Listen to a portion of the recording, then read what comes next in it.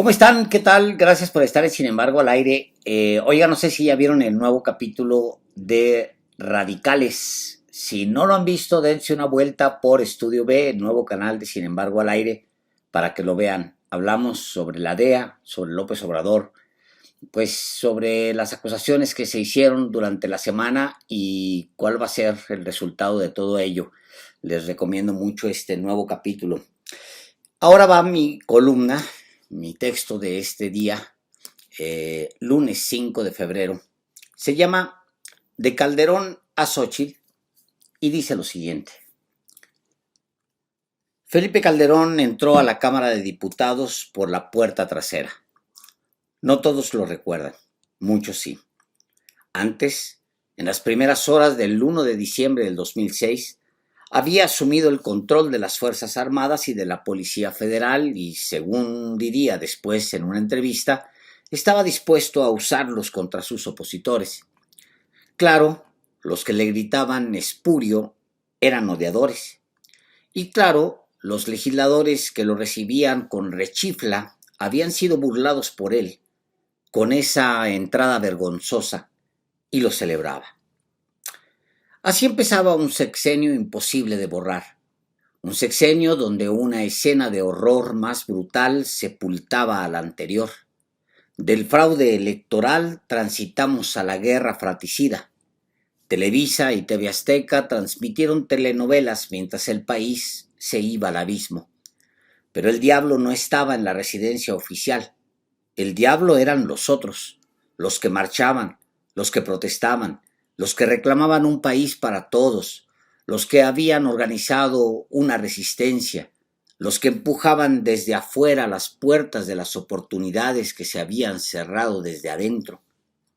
Calderón brincaba de una chapuza a otra más grande. Había apoyado la creación del Fobaproa como legislador.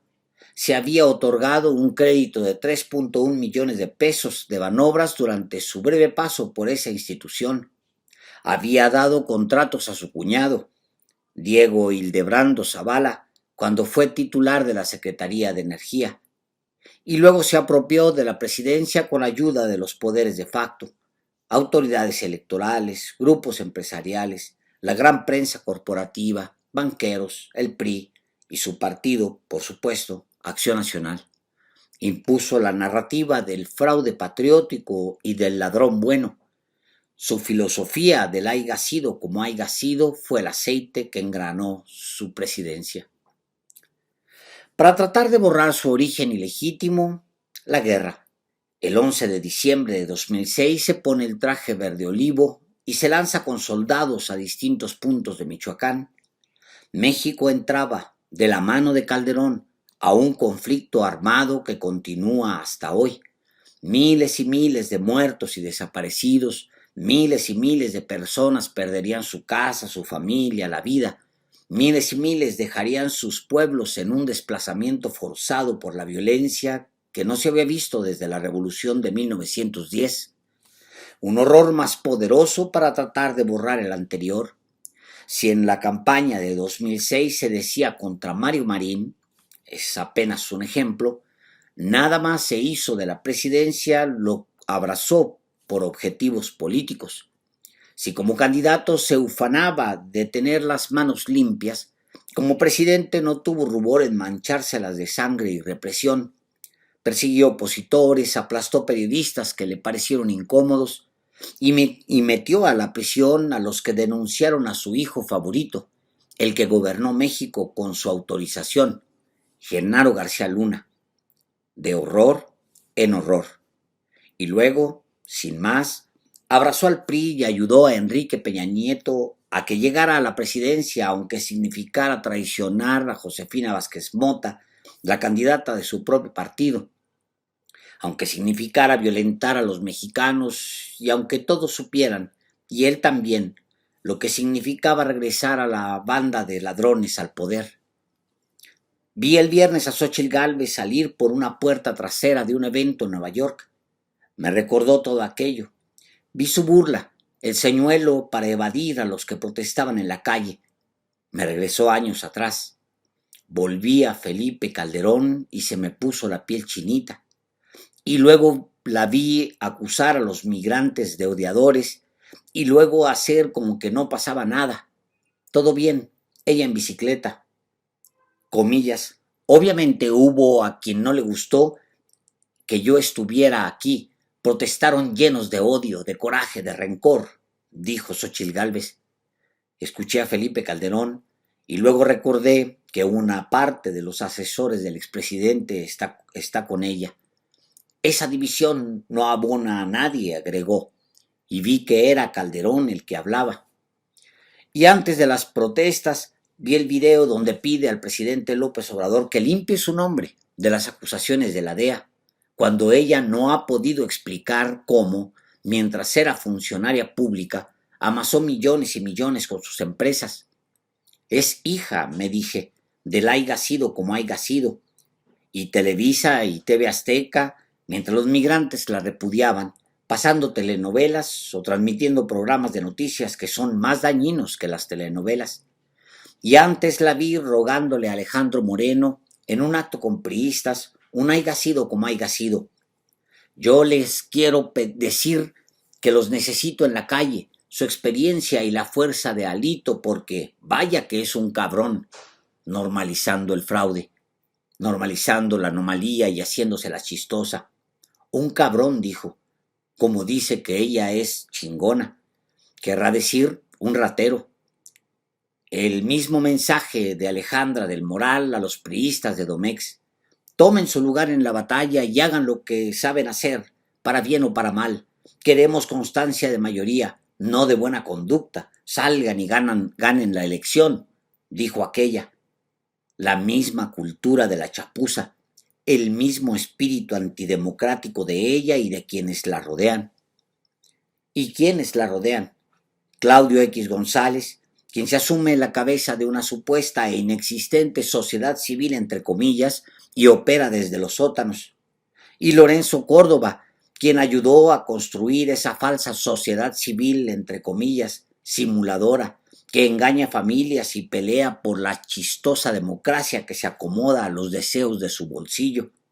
Y Max Cortázar, constructor de mentiras, corruptor de periodistas y de medios, y los líderes panistas más vulgares, deshonestos e ineficientes que se tenga memoria, y José Ángel Gurría, uno de los padres del neoliberalismo mexicano, culpable de que la desigualdad se profundizara en las últimas décadas, y tanto odiador a quienes debe su candidatura y de ellos se rodea, sin empacho, sin un gramo de vergüenza. Pero los que odian son otros. Xóchitl menosprecia a los que protestan y que son los que resistieron años atrás a Calderón y ahora se resisten a ella. Son los que se vieron obligados a migrar por falta de oportunidades y ahora están organizados en la resistencia allá, lejos, en Nueva York. Son los que aborrecen a sus verdugos y levantan un puño para denunciarlos. Son los hijos de nadie, los más dignos, los que se paran temprano y en la noche siguen cantando. Son los que disfrutan cada conquista porque les ha costado sudor y lágrimas, no contratos con el gobierno. Son los que no se enriquecieron con puestos públicos y siguen creyendo y luchando. Xóchitl Gálvez salió en Nueva York por una puerta trasera y todavía no lo sabe, pero no se olvidará, se los aseguro. Y como ella es una copia de Calderón, mañana, si pudiera, apretaría el puño contra ellos para intentar destruirlos porque protestan, porque la rechazan. Si pudiera, como lo hizo Calderón, se lanzaría contra esos otros que no son como ella, que no están junto a ella, porque Calderón o Xóchitl son lo mismo. Uno se impuso con fraude y la otra pide Alito, y a los que tienen las mismas mañas de Alito, que recurran a las mañas de cabrones y la hagan presidenta. El haiga sido, como bandera abierta y descarada. Ojalá y recapacitara. Le sería menos amargo dejar el odio y reconocer que esos que la detienen son en realidad millones que dijeron basta años atrás. Ojalá recapacitara porque pronto se encontrará con la oportunidad de mostrar nobleza y separarse de Calderón. Si todas las encuestas están en lo correcto, tendrá la oportunidad de salir por la puerta principal, sin capucha y sin señuelo, a reconocer que ha perdido frente a esos a los que llama odiadores. No es una oportunidad menor la que se le abre a Xóchitl. Ojalá lo entienda. Ojalá se deshaga de tanto rencor y deje solo a ese hombre maligno en su madriguera de odio, desde donde grita y manotea porque sueña con volver y engañar. Sería un gran cambio. Ojalá entendiera que esos a los que rechaza son los millones y ya se compraron la idea de que pueden protestar cada que se les pega la gana por el regocijo de ser quienes son, gente sin disfraz y feliz de cumplir, más lentos pero con esfuerzo digno, cada uno de sus sueños. Muchas gracias.